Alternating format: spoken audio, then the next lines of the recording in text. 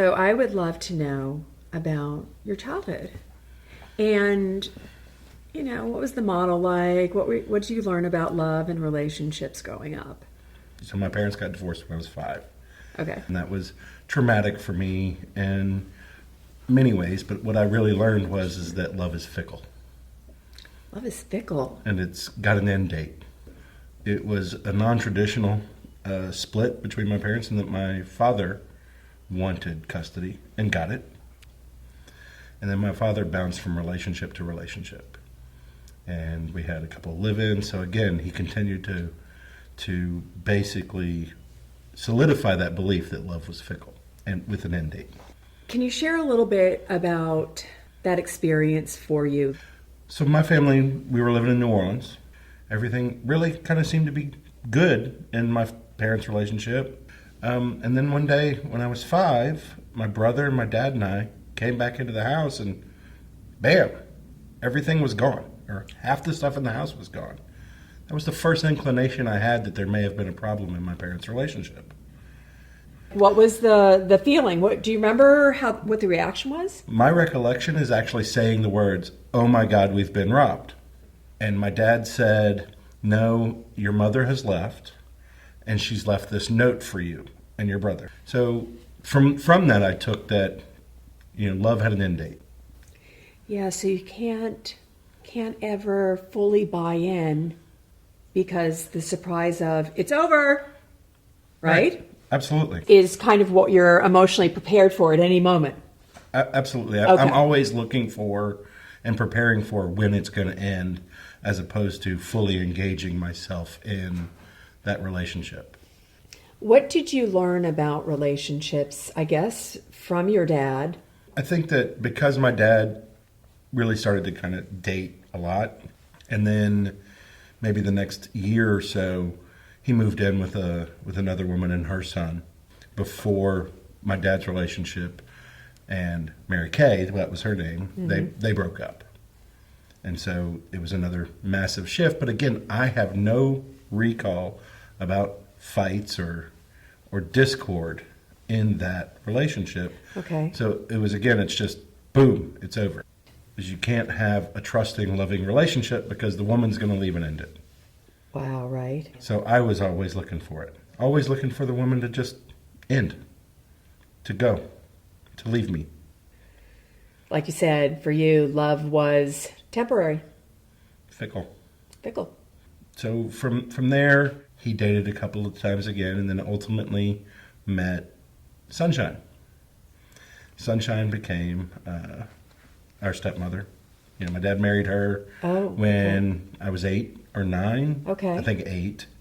It was, from my perspective and looking at their relationship, it seemed like it was purely physical, that there wasn't a lot of emotional attachment. And so from my perspective, love was still sexual. It had transferred from something that could end right away to this is now, it's only about the physical touch situation. Because that's all I really saw amongst them. So again, I'm sitting around going, okay, well, so when's it going to be just me, my dad, and my brother again? Because I'm still waiting for the other shoe to drop, Still waiting for this one to leave. Right. Sure. Yeah, so everything in life is really temporary. Mm-hmm. That's the experience. That's what Emotionally, everything is temporary. Don't get too attached because we always have to be emotionally prepared for not having this. It took me to don't expect love. Don't count on love because it can be taken away at any time. And not even could be, it will be. So they make it 6 or 7 years before the whole relationship between me and Sunshine deteriorated so badly that I sought a way out. And at the age of 15, I left home and moved in with my mother's sister's husband's brother. And what was that relationship like? They were married only like a year and a half or 2 years. Apparently, to me, at the time, an emotionally healthy, loving relationship. Okay. So it was really kind of the first time in my life I'd seen something like that. Yeah. And now, when I talk about my parents, that's who I talk about. But I saw That's a good, beautiful. healthy relationship. But again, when I went in, I was expecting it to be temporary. So I didn't really get attached right off Right. the bat. I'm sure it had its own issues, its own problems, but I see a Oh, healthy yeah. relationship and a healthy relationship with their kids. Yeah. And they're treating their kids good. And I used to say, "You guys are so normal," and they would laugh at me. But I had this kind of baggage coming from before, and so I didn't know what to do with it. Still didn't know what to do with it. So I dated a few times and dated in high school a little bit, and then I went off to college. I moved to New Orleans to go to law school and met the woman who subsequently became my first wife. We started dating, and I thought, this is, I'm in love, I'm not in love, I'm in love, I'm not in love kind of situation. So we get married, and I remember on the day of the wedding, I thought to myself, I shouldn't be doing this. I don't love her, and this isn't going to last. But I did it anyway, because the family was there, and the sense of obligation. Yeah. I'm like, I can make anything work. And I'm not going to have the marriage that my parents had, and I'm not going to ever get divorced. Right. Because that's Oh, how yeah. you go into a marriage, right? Of course. So we get married, and I graduate from law school and get a job, and we stay in New Orleans. And it's at times good, at times bad, right? Yeah, sure. In any marriage, and I'm still always looking around the corner of when's When's the the ball- shoe, right? When's the shoe going to drop? How were you being in the relationship? I was being very, I won't say controlling, but from the thing of this is what I'm going to do. You can stay if you want. So, really standoffish and pushing, saying, I'm going to stay. I'd like for you to stay with me, but if you don't want to, go. Yeah, because as far as I'm concerned, it's just a matter of time before the shoe drops. And so I'm not really, there's no buy-in. Right. So there's this emotional disconnect, right? Absolutely. Yeah. There was she was very unhappy in her job. I was loving my job, and so it was creating even further emotional disconnect. And in that I started creating a relationship at work. So you met somebody at work. I met somebody at work. Okay. And it was as friends, right? Okay. We just started hanging out and having lunch together every day. Right. So it transitioned from that to, now she's the work wife. I wasn't getting any emotional support at home. Yeah. As I look back, I wasn't really giving her emotional support either. Yeah. So I went to bed at different times every night. I'd get in bed first, or she'd get in bed first, but we didn't go to bed together. Sexual relationship basically became non-existent. Yeah. It kind of just affects all areas of your life. It affected all areas of my life. Right. Let me restate. And so I found the emotional support somewhere else. Once I started creating that emotional attachment in somebody else, the marriage was over. Sure. I was unwilling to do any of the work that it might have taken to get it back. Sure. Whether she was or not, I don't know. Yeah, you didn't have that awareness about creating relationships and ownership. You were living in the fear of this is just temporary. So why invest? Why see it for anything more than it would ever really be in a futuristic way, right? Right. I Yeah. went into it thinking it'll be different this time, but the actual underlying belief always was it's temporary. So at some point in time, I start looking for what's next. Sure. And so I did. I found that emotional relationship, ended up having a physical affair, left my first wife, got divorced, and within 2 years married the person that I had the emotional and physical relationship with. Right. Right. So I bounced from one to the next, Okay. unwilling to see any change, right? This is me, it's all her fault. I wouldn't have had the affair if she had not done it. But so unwilling to look at my own role in it. Enter into the second marriage thinking, well, this is going to be different because that was all her fault. It had nothing to do with me.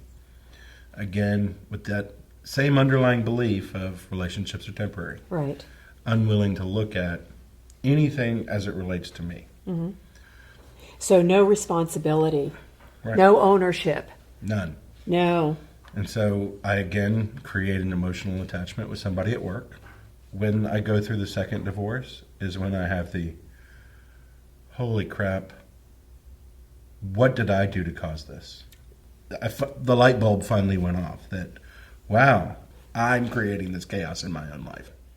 Yeah, so you really saw what you were doing to yourself in those first two relationships was, I'm never going to be fully in.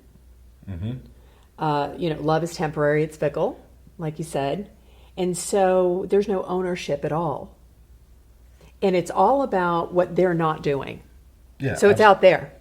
Yeah, like who they're not being and what they didn't do. And that's the cause for why this is not satisfying. It's how they're being, not really being able to see yourself as being, contributing to it not working. I was carrying around a lot of shame about things in my own childhood and my youth and things I had done as a young adult. And so I got a lot of clarity around that shame and realized that the things I was ashamed of did not make me who I was. I was willing to talk about the things in my past that weren't my fault, right? The things that had happened to me as opposed to the things that I had done. Oh yes. Right? That's what we do, right? Mm-hmm. Yeah, we're the victim. Right. Yeah. Well, I was big time a victim. So I look back and I believe that I didn't love me, so how could anybody else really love me? I was reading Brene Brown's book, I had done the Wisdom Enneagram, I was seeing a therapist, and starting to think, oh, had I had some of these realizations, maybe the marriages could have worked. Sure. Maybe we could have done joint counseling or whatever and gotten there. Right. So I made an attempt to reconcile. We finally agreed to a joint counseling session. I've been working with my counselor to what was going to happen. I mean, she had finally started seeing a counselor on her own. And it became very clear to me that relationship with her is not the one I wanted. Okay. Yeah. I didn't believe any longer that it could be repaired, resolved enough in order to move forward. And legitimately, I'd fallen in love with the person I had the affair with. So sometimes in counseling, we can see what we distinctly want to unchoose, where the intention is, let's go in here and see what we can create. And sometimes it occurs to us that this is not for me. So we're moving along. It comes up to about April, and my new girlfriend comes home and says, there's a workshop this weekend. We're going to it. Okay. And I'm like, well, I don't want to do that. She goes, well, if we're going to make it, we're going to this. If we don't go to this, our relationship will be over. Whoa. And this was Thursday. Okay. For a workshop starting on Friday. The next day. The next day. I go to the workshop and I got some stuff, but not much. But I realized that in addition to the students in the workshop, other people who had done the workshop in the past come back and help, assist. Okay. And I saw those people who were assisting getting things from the workshop. So it gave me the thought, I can go get more. I can come back again to actually get something for me. And I've been doing that now for, goodness, it's been more than 2 years, and I've probably been to 7 of the workshops, or maybe 8. Wow, right. In that 2-year period, and I'm looking forward to the next one. Right. And, I've gotten so much for myself. What did you get? I've just gotten an awareness of that love is what we create. And high five on that, right? Yeah, love is available to everybody, but I have to create it in myself. Love is created by me. It's something I create. It's something I put out there in the universe, and once I'm putting it out there, I can receive it in return. But I can't do it until I create it. And so that's the biggest thing I've kind of gotten from it. It's allowed me. That's like huge. What are you talking about, right? It's allowed me in my personal relationship and in the relationship with my now wife, who was my partner at the time, because, we got a lot of help from that. I got a lot of help, which has allowed our relationship to grow. In what ways? When we have one of those spats Sure. or disagreements, what I do is I'll approach Corey and acknowledge, here's the role I played in this. Here's how we got there. Here's my role, and here's how I'm going to do it differently.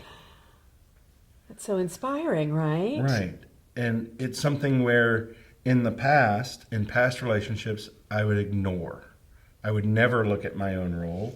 I would always blame my partner for whatever the problems were. Mm-hmm. By going through the personal growth work that I've done and attending these workshops and readings and counseling and pretty much the whole gamut, I've learned to take personal responsibility for my own life. And that's your power in the relationship. Absolutely. Going back to what you said about you create the love that you now experience. And it's all about ownership and responsibility and not making yourself wrong or bad for having a breakdown. Right? Right. So it's through our breakdowns that we can create a real breakthrough. Absolutely. Yeah. It's through witnessing and learning from the breakdowns, like you call it, the spats, the fights, the disagreements. Right. I used to be very defensive, and I still can be at times, but I now recognize it when I'm doing it. Ah, so you're a 5. Yeah, it's I had the willingness to learn, the willingness to see a difference. So you can share who you used to be? I went into the relationship pretty cocksure of myself, and knowing when we first started the emotional affair and then the physical affair, I knew who I was. I knew everything. Yeah, I got it together. That's right. I'm good. I'm this. Oh, yeah. This is who I am. And I'm a rock star. Yeah. And everybody wants to be like me. Oh, yeah. To really realizing there's so much more. I want to learn what it is about me that creates the situations around me. Negative and positive, right? Absolutely. Totally, yeah. The how much better could my positive results be if I was going into them with intention? Of course. As opposed to just blindly making decisions. Yeah, and being the choices. victim. Absolutely. And looking at it in a way that, oh, this happened to me. For you, really getting, no, I create even the negative outcome. I'm responsible for that.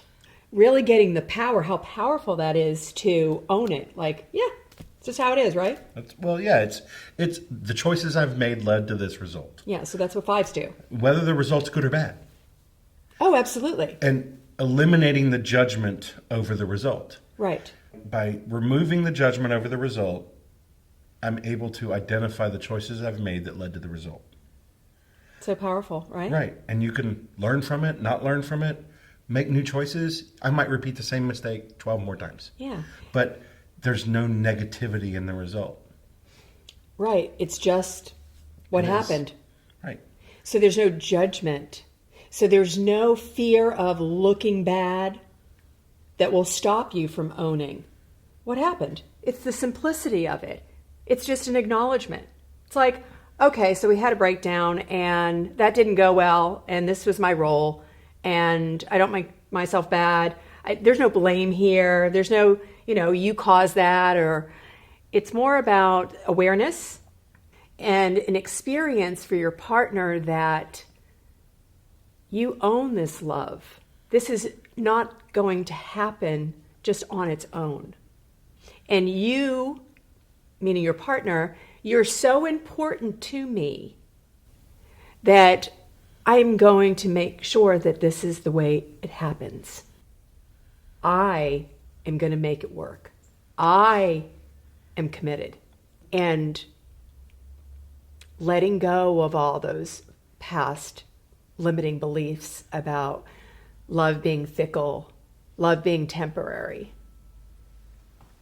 Love is a basic human need, and we need it our whole life. I now know that I can create the love in my own life, and she can create the love in her life. And by doing that, the two of us together, love is no longer temporary. I'm always going to have love because I'm always going to love. And I know without a shadow of a doubt that I'm always going to get it in return. Wow. Like the certainty of it. Yeah, there's no question. There's no question. There's no doubt. I'm just so honored to know you, and I just appreciate everything about you, but what I really love about you and this conversation is how you embrace being imperfect. I really feel the gratitude that you have for your life now.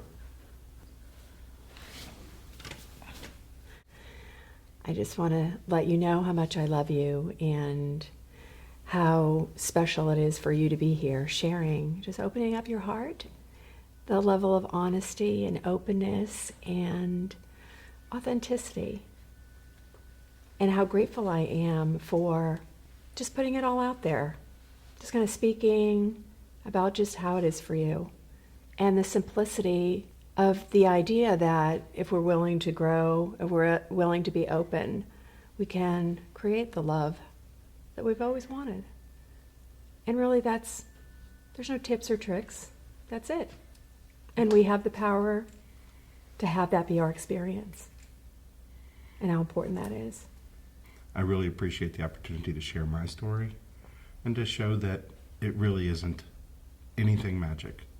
It's something that everybody can create for themselves and create a situation where they can love and be loved because they deserve it. And I love you too. I appreciate you and this wonderful gift that you're giving the world by setting this up. And I'm not going to do it alone, so thank you. I love you.